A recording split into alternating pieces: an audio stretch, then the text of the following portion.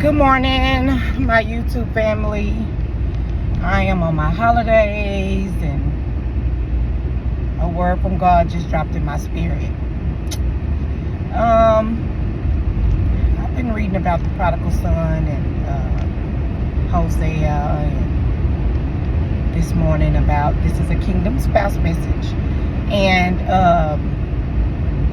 the first story I want to talk about is the prodigal son. The prodigal son was the younger son of two sons, and he wanted his dad's inheritance early. And so the dad gave it to him, and he went and squandered it off with wild living, prostitutes and whatever. But the Bible said that he spent it all. And the prodigal son went to a farmer and asked the farmer for a job. And the farmer said, yeah, you can have a job. You can feed my pigs. Go and feed my pigs. Well, the prodigal son was, it said that he started working, and when he started working, it said that in the Bible it said that he started looking at the pig's food, like, man, that food look good. But then he came to himself, and when he came to himself, he was like, wait a minute, my daddy's servants eat better than this. And so he said, I ought to go home. I need to go home. So when he was on his way home, the prodigal son, when he was on his way home, is in my Bible it reads that the daddy seen him from far off. So the Bible say the daddy went and met him, And as parents, when our kids leave, we miss them so much. They don't know we miss them, but we miss them so much. And we really don't care the reason why you left or none of that. We don't care none of that. We ain't seen you. We trying to make sure you got all your fingers and toes when you get back. And that you okay, So the Bible say he went and met him. So when he went and met him, he yelled to the servants, look, bring me the royal robe. Bring the signet ring. And kill the fattened calf. Because the Bible say they was fattening a calf. And the father say, go ahead and kill that. So, to me, the father seen that, hey, you done lost a little weight. You look like you hungry, but we finna celebrate your homecoming. Okay. So it said his older brother heard the music, the celebration, and one of the servants yelled to him and said, hey, your brother done came home. He done came home, and your father is throwing a celebration for him. And the Bible say the older brother, he got mad. It's like, wait a minute. I've been slaving for you. Came and told the daddy, I've been slaving for you. You ain't never throw no celebration for me and my friends. And so the daddy said, what? What's mine is yours. And in my mind, I thought, well, that's true. What's his, what's the daddy's is his, because he never took his inheritance. He said, why are you like that? Because now your brother done came home, and he was blind, but now he can see. And now he back home. And with that thought, this is a kingdom spouse message. So sometimes when your husband walk away and leave you, at that time, When that prodigal son took that inheritance, he thought he was doing the right thing. Look, I got my money now. I'm gone. I'm not going to be waiting till he gone. I'm going to get my money now. So whatever he wanted to do at that time, he figured it was right when he left. It's right, I'm going and do my own thing. He really, took his inheritance early. If he left you, he was ready to go. But at that time, he thought that was the right decision. But time brings about a change. In time, you show unconditional love. God dealing with you on whatever reason why he left, however he left, even though he left, God dealt with you on the part that you weren't doing right too. In there, the part that you neglected. So yes, being the victim is like a cool spot to be, but it's really not. Being uncomfortable is a cool spot to be. To say, Lord, heal me. Show me where I was wrong in this thing to make him leave instead of just blaming him. Oh, this is what he do. But when you love somebody unconditionally, you're going to go through changes in life. And when you say you on the Lord's side, you are the sacrifice. You don't belong to yourself. You don't belong to yourself. So, with that being said, the prodigal son, he left. He had everything. He was doing whatever he wanted to do. The Bible say he was doing wild living. And when our husbands leave that house, trust me, they ain't walking in the box. They doing wild living. That's what they doing, wild living. And when you truly love a person, that love don't turn off. I don't care if your daddy saying something, your mama saying something, your grandma saying something. I don't care what they saying. Your heart still love who it love. And if God don't release you from that person, you can't move. So then you got to go to God and say, deal with me. Deal with me, Lord, and show me what you're trying to show me in this thing. Because this is about the third or fourth time I'm going through this, So then later on in that morning, God led me to the story of Hosea. We already know Hosea, chapter 2, where he's talking about how God told Hosea to go back and get your wife. Go back and get her. And I'm reading the story of Hosea. And Hosea, it said that Hosea was embarrassed, disgraced, and shamed to the family. In my Bible, that's what it says. And when your spouse that you stood before God and you made the vow with, that you said, I do. Hey, I got the I do shirt on. I went to this say the I do crew,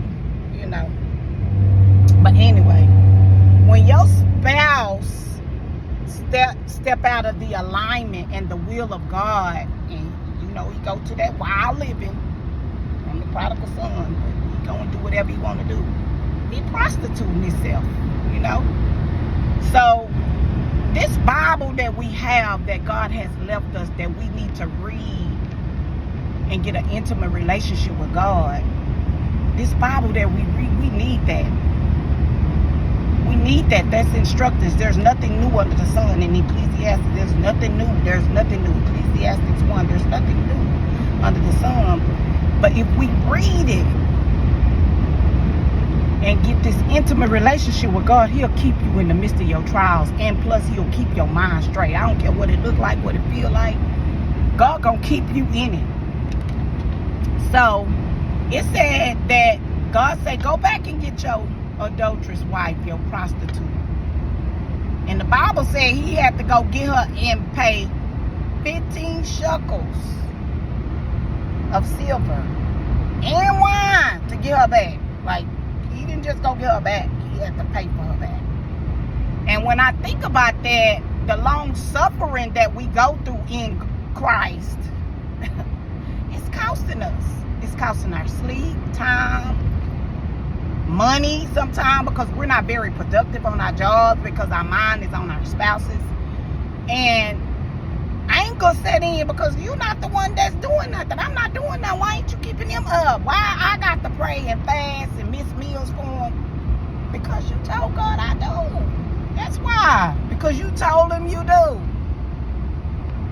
But now we're in the months of restoration and restore. How is you gonna handle this next term of your life? 2025 is coming in. This is a word from God. How are you going to handle it? Are you going to be the same woman he left? Are you going to be the woman that God molded and shaped you since he been gone to be towards him? Your faults may not be his faults. You may not do what he do. What are you going to be for him when he come back? How are you going to help heal and mold and shape? Number one, communication needs to be the main thing. Because somewhere communication was lost. And if you got a hobby, like Miss Cassandra do, you got a hobby, you like doing stuff, and you need to make your husband your priority.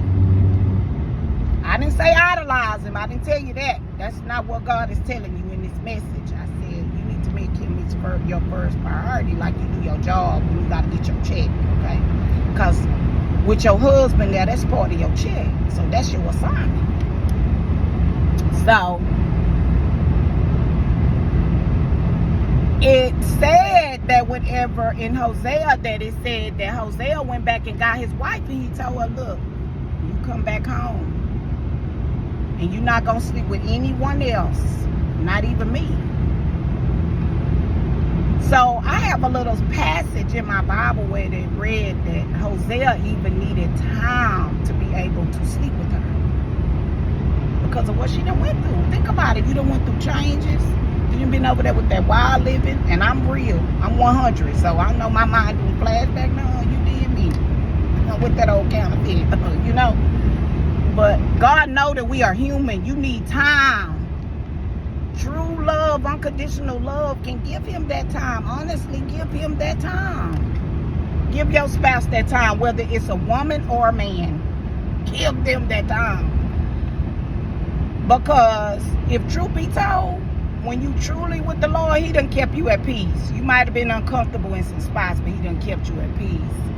But both stories, the prodigal son and the story Hosea, both of those are unconditional love. The father didn't worry about what money he spent. He looked at his son coming home. He was blind, but now he sees. The Bible says he came to himself. So when your spouse come to himself, that ain't the time for you to be kicking him. Yeah, I told you you was going to do woo-woo-woo. No, just know God whispered in his ear and woke him up to bring him home. And you need to show him unconditional love at that time. That ain't the time to beat him up. I had a pastor to come and sit down and talk to me one time after church. You know, he asked me, he said, hey, Miss Wilson, how you doing? He said, which one of them Wilson boys you with? You married? I told him my husband's name. He said, He said, that family don't throw you away. Because I said something. I said, well, he threw me away in the trash. He said, oh, no, that family don't throw you away. He said, I left that family for 50 years and came back as if it was nothing. She welcomed me back like it was nothing, and that was the best decision I ever could have made in my life. And today, right now today, I'm getting the revelation that when he left, he thought he was making the right decision and married 2 times. But he still came back to the one that was waiting patiently for him. And I'm not saying you gotta wait 50 years, but I know God's timing is the best time. And one of my best friends said to me one time, let him be over there. You might want to let him be over there and get all that out of his system. Because, Miss Cassandra, you done been through a lot. You have really been through a lot. Take this time to pull yourself together and love on you and do some self-care on you. Some of you women, you know that the atmosphere when your spouses was at home was not a clean atmosphere. Some of you know that if you want to be truthful, you know that, hey, it wasn't a clean atmosphere. Trust God with your next and know that if he told you he gonna come back, he gonna come back. But it's not for you to set up barricade, a war, revenge mode. No. Be thankful that God kept his promise to you. Keep your head up. I'm here to motivate you and push you forward. Know that the Bible said that the last shall be first and the first shall be last. So you can't be last all the time. But I do want you to know you next and he coming. 2025, live your best life. Push through and don't give up. Know that God is with you.